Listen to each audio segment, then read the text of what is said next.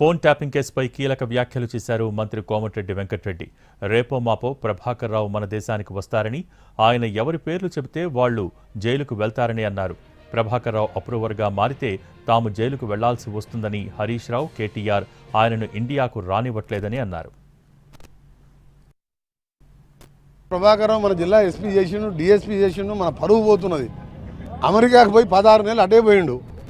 వీళ్ళు మన హరీష్ రావు గారు మధ్యలో కేటీఆర్ పోయి నువ్వు రాకు, నువ్వు వస్తే నేను మొత్తం ఇంటరాగేషన్ నువ్వు అప్రూవల్గా మారిపోతే మేమందరం చేయలేకపోతామని ఆయన ఇక్కడ రానిస్తలేరు. కేంద్ర ప్రభుత్వమే ఇవాళ అతని పాస్పోర్ట్ రద్దు చేసింది, రెడ్ కార్నర్ నోటీస్ ఇచ్చింది. రేపో మాపై వస్తాడు. వచ్చిన తర్వాత ఇంటరాగేషన్లో ఆయన చెప్పిన పేర్ల ప్రకారం 19 మంది జడ్జిల పౌరులు కూడా ట్యాప్ చేసినట్టు మనం పత్రికల్లో చూసినాం.